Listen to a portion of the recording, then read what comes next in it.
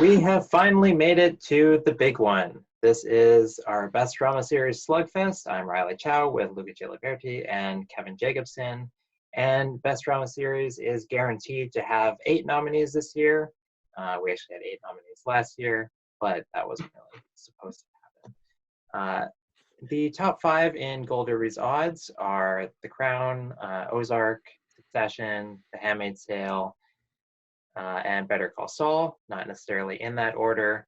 We're all predicting those. They're all in our top 6s.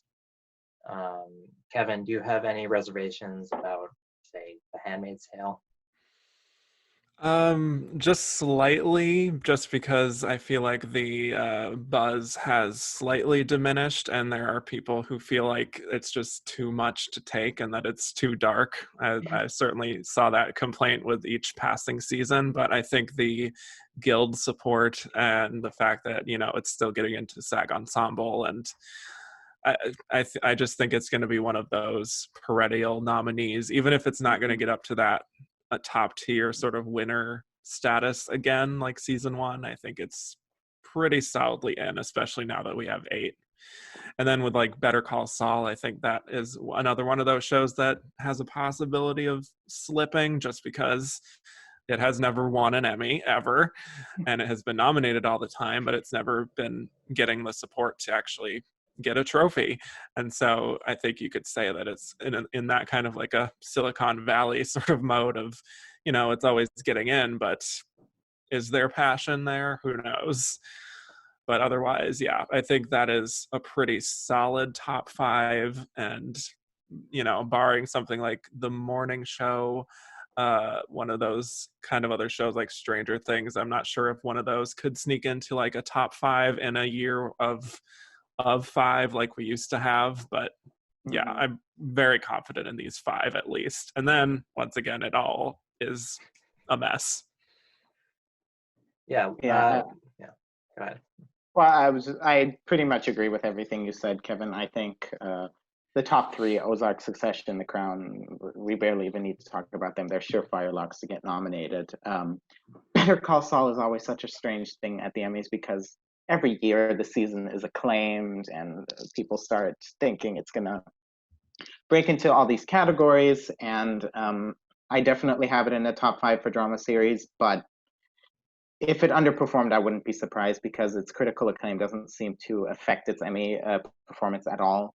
But I think it's in its 5th season was incredibly acclaimed. I feel like it was one of perhaps its most acclaimed season to date. The Handmaid's Tale, of course, has lost some buzz since the 1st season, but the 3 orphan episodes of season 2 still got still produced 11 nominations last year. It was the 2nd most nominated drama series behind Game of Thrones. It still got so many guild nominations, including SAG Ensemble and an individual citation for Elizabeth Moss. Its 3rd season aired a long time ago, but they just dropped a teaser for its 4th season. Teasers don't always mean anything, but I feel like it may have reminded people that the show still exists and will continue. And I still feel like it'll get across the board support. It'll still get all the tech nominations. It'll get in some of its actors. And I feel like it's probably safe for a series nomination, just because of collective goodwill for the past seasons, if not for the eligible 3rd season. Yeah, I think kind of to sum it up, like those 2 are not necessarily in the top 5, but they've definitely got to be somewhere in the top 8. Yeah. Yes. Okay, so moving on, I think we all have The Morning Show at this point. Luca, you are more skeptical. I think you only added it recently, now that the field has expanded to 8 nominees. So why the hesitation? For me, it's the tone of the show. I understand that the subject matter is hefty, subject matter that voters will gravitate toward just because it's so relevant. But there is a bit of a melodramatic, soapy tone to the show, which the TV Academy just doesn't always go for. Yes, it got 3 SAG nominations, but it didn't get anything else at the Guilds, which I guess is sort of understandable, since it did premiere in November on a streaming platform that is completely new. So it's understandable why it wouldn't get all these Guild nominations, but the only support we've seen for it really are those Golden Globe nominations and the 3 SAG nominations. And that's the only reason why I have it in 8th. I just feel like Apple is really has mounted a huge campaign for this. Reese Witherspoon and Jennifer Aniston are everywhere talking about it. It's a very enjoyable show. It's easy to watch. It's fun to watch, which, given our times or what is going on at the moment, might really work in its favor. So that's why I've put it in 8th. I don't think it'll break into like the writing and directing categories though, whereas some of these other shows that I have above it, I think have a much better chance at breaking into those races. Yeah, I think you're right to be a little skeptical on it just because it's a new network and we never know whether the Academy is going to go for something like CBS All Access, and people are always predicting The Good Fight and other shows to get in, but that just never seems to happen. We don't know if people will have any sort of residual feelings about Apple for whatever reason. I mean, who knows? But I do think The Morning Show is a classic case of a show that is sort of mixed with critics, but is very much celebrated by just general TV watching audience and the industry. And it has all those great buzzy stars and even people in minor supporting roles or cameos. There's just so many actors that show up on that show. And it did get that SAG win for Jennifer Aniston, so there's not only the support of to get it nominations, but for her to get an actual win, and I think part of her sort of narrative is going to help it as well. Yeah, I mean, I imagine it has the most expensive campaign this year. Oh, yes. I don't have any numbers to back that up, but it feels like that. Feels right. With Apple. Yeah. I do kind of get what you're saying about, maybe people have residual feelings about Apple for whatever reason. I kind of think at that time that Marissa Tomei was on The Handmaid's Tale, and they're like, no, you movie star, you can't come to TV. None of that. Yes. Like maybe they just don't like being told what to do, but I do feel like this is a show that really will appeal to the industry, and at least the acting branch. And I feel like how This Is Us has been able to be carried by just the acting branch. I could see that happening with The Morning Show. The Morning Show is also extremely topical. Every episode they tackle something new. They'll have a lot to cover in season 2. So yeah, I feel quite confident in that one. The only other new drama that I'm considering is The Outsider, which is on HBO. It actually got very big ratings for HBO. It's their second most watched show this year after Big Little Lies. And I think what we really saw at the Guilds this year, the story that I took away from it is that right now the industry is just going back to their old well of HBO. We saw that at the Directors Guild Awards, where all of the drama nominees were from HBO. We had double Game of Thrones, double Watchmen, and Succession. And then on the comedy side, we had Veep and Barry, and then The Marvelous Mrs. Maisel was the lone holdout. We also saw this at PGA. Chernobyl was sweeping everything. It feels like after a few years of kind of trying out Netflix and Hulu and all these other streaming services, they're like, actually, HBO, we respect, how you've been able to maintain this consistent quality over the years. So I could see The Outsider appealing to that kind of like old school sensibility. And yeah, people seem to have generally liked the show. With 8 slots, I could certainly see it sneaking in at the end there, especially with how I think it'll do well in most other categories, picking up writing, directing, nominations, editing, cinematography, Cynthia Erivo probably. So, yeah. I guess my question rather is how many shows HBO can actually get into this lineup, because not only do we have Succession and Big Little Lies, obviously, we also have Westworld, which is another show that could benefit from these 8 slots. 22 nominations for its first season, 21 for its second season. It's always vastly overperformed. Its third season was it was not very well received, especially toward the end. So I'm not sure it'll make as big a splash as it usually does, but I feel like that's one we could be underestimating again. That's my main concern for The Outsiders, just how many nominations HBO can get. And even though I do think it sort of gravitates toward those steak eaters, as we tend to call them, its genre might actually end up being a problem, though. It is this, horror, supernatural. It's not something that TV Academy goes for quite often. But I agree with you, Riley. I think it'll do well in other races, yes, like directing and guest actor and maybe even writing and some of the tech categories. I think it'll definitely be a player in those. So Kevin, you do not necessarily agree. You don't have The Outsider, Westworld, or even Big Little Lies from HBO. Yeah, no, I don't. And that's just, I think, a combination of factors. I wouldn't say it's an intentional thing that I'm only predicting Succession necessarily, but I think if I look at shows individually, I mean, I hadn't personally been considering The Outsider as one of those strong possibilities. I mean, it's certainly in like a top 15, but I don't know if it's can really leapfrog over so many of these other very well established shows. And then with something like Big Little Lies, it did have big ratings and it does have those big stars, and it did so well a few years ago in the limited series races. But it will be interesting for me to see if the response on Twitter and the response from critics really factor into what the industry actually thinks, and that applies to not only this, but Westworld and Killing Eve and The Morning Show in this case, where all of those shows kind of had a bit of a mixed reception, but who knows how the industry feels. And then just and as far as Westworld, again, it goes to, I don't know if it can sustain that level of sort of buzz for that long, even though it is, whenever it's out, I feel like it is a priority for people on HBO to watch. But I don't know if that will last.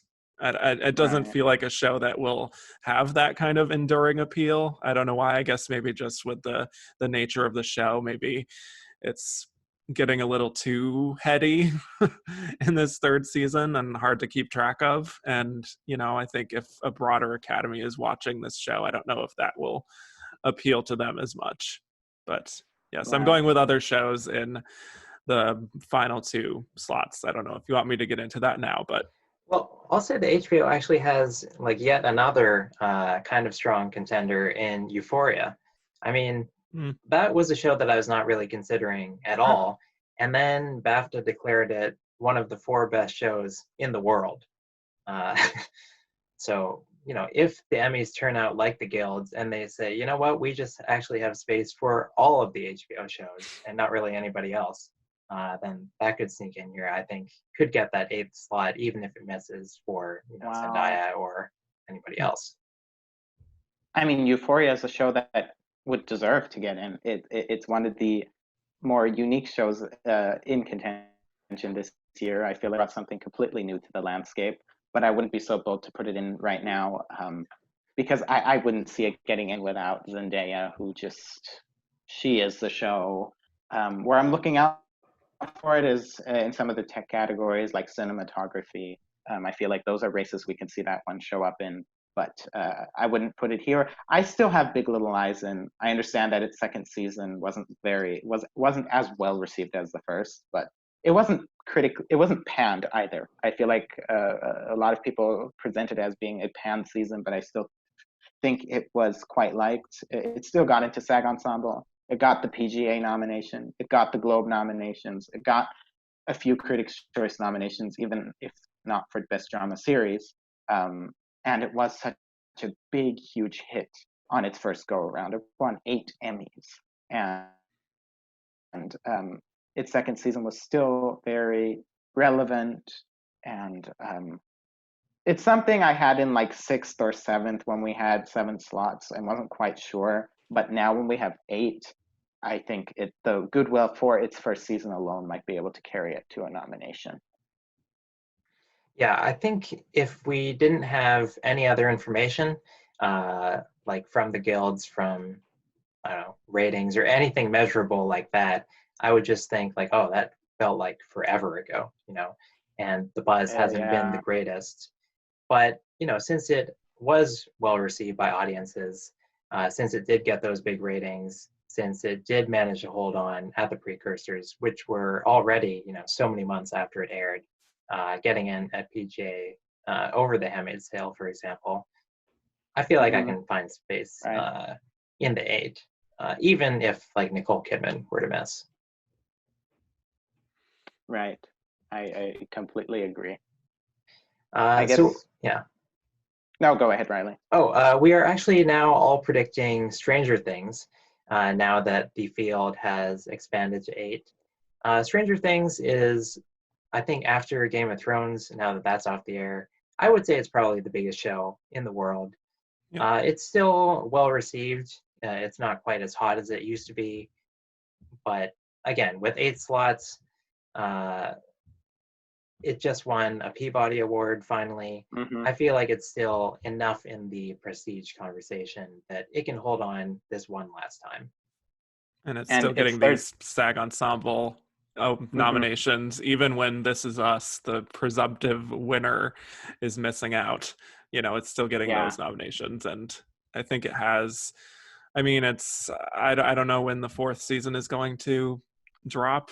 I don't know if anyone knows that, but I don't think so. uh, yeah, I think the sheer popularity of it and Hmm. the goodwill for it, I don't know if it really had that kind of a similar feeling of decline that some of these other shows we've been talking about had. So Mm. yeah, I just think the fact that it keeps hanging on with all these other awards and just the general goodwill is gonna at least get it in there. I mean, like Yeah. it was And dropped by the Producers Guild, Directors Guild, Writers Guild.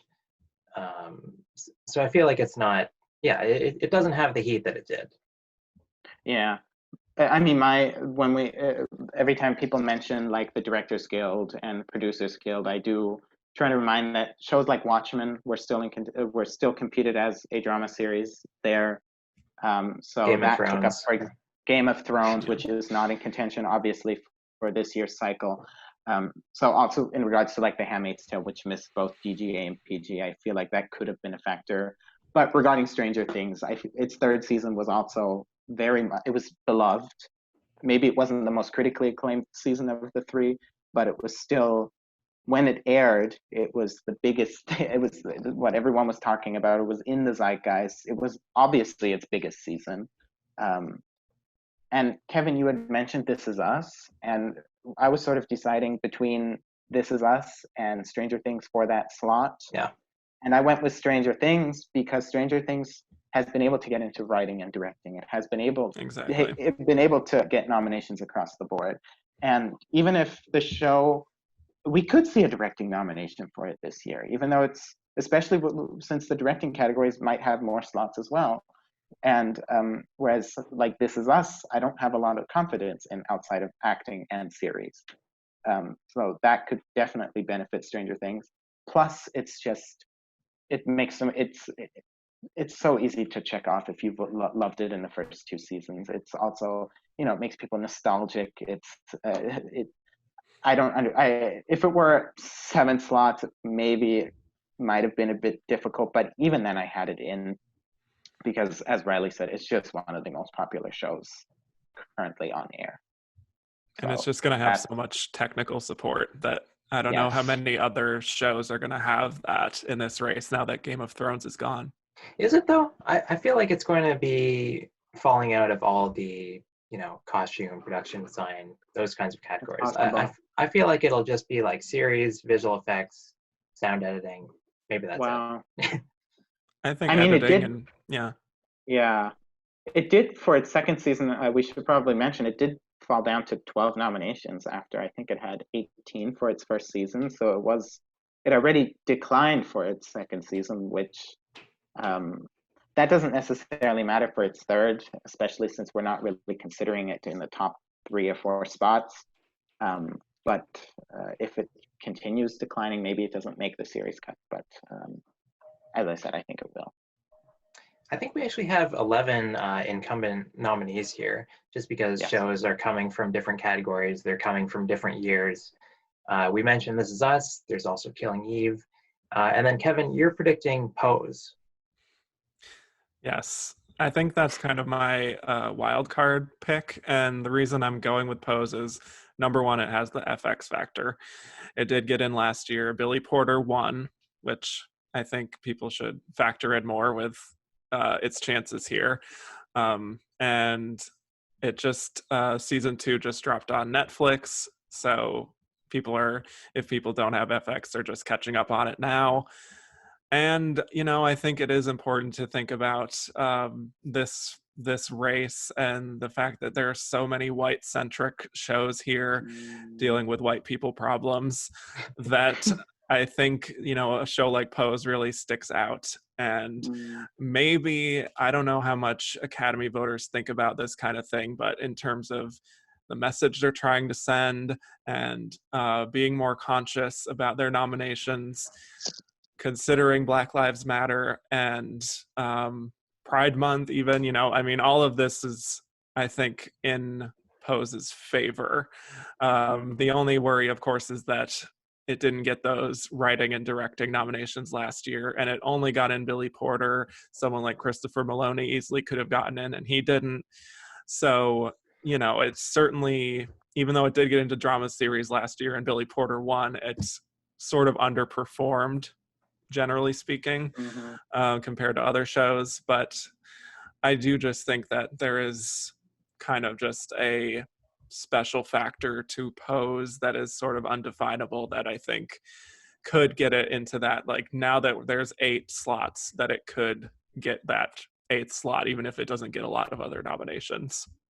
Right. I mean, honestly, I was surprised that it got in last year with the other nominations that it did. So it obviously has proved that it doesn't need all this other support. Yeah. I think the season 2 dropping on Netflix is something that's very important. And if you think about when it dropped during, as you mentioned, Kevin, during Pride Month, when, during this whole Black Lives Matter and all these protests, that could definitely benefit it. I am worried about its writing and directing misses last year, especially because Brian Murphy was on the ballot for directing. And also last year, we should probably mention, its second season was airing started airing right before voting. So that may have helped it. But you know what? Sometimes shows don't need support in other categories to get into the series category. This Post could easily just get in series and maybe Billy Porter, and that wouldn't surprise me at all. And again, it's another show that makes you feel good. Yes, it's another show that makes you happy when you watch it. It gives you hope. Because of the message it sends, and it's not like it's sending it like some other show. It's actually detailed and it's in depth, and it's something that voters could easily gravitate toward. I think Billy Porter has a better chance of getting in than the show itself into drama series, but I would say it's somewhere in that 8 to 10 range, definitely. I think we actually have 13 incumbents, because we have Black Mirror coming off of 3 movie wins, and now it's in here. And then we also have Luther, I think was nominated last time it was over in movie, I guess. Wow. 2 others I want to mention. One of them is Mindhunter. Mindhunter, I'm not really sure why it didn't get anything for its first season except for that guest acting nomination for Cameron Britton. Because it does seem like it's a show that has been very widely seen and also very widely liked. I guess it just doesn't have a lot of conversation around it. Maybe it doesn't seem like it's doing a whole lot that is particularly new. But this second season did break in at the Writers Guild, at the Editors Guild. So maybe people are finding it, or they have been finding it in the last couple of years, and that could take it over to a drama series nomination. I would be more confident in it if Netflix had listed it as a priority on their campaign website. They currently just have The Crown, Ozark, and Stranger Things. And then finally, I guess there's another show that I could see break in for its first season, and that's The Mandalorian. which is another show, very widely seen, very widely liked. Oh, yes. It's going to get a bunch of nominations, not just because, it's Lucasfilm, Industrial Light and Magic, and all of them, but it's also competing in the half-hour categories.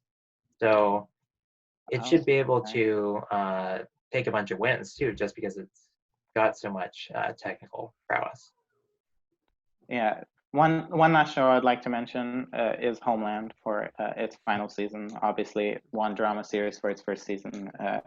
Got a few nominations afterwards.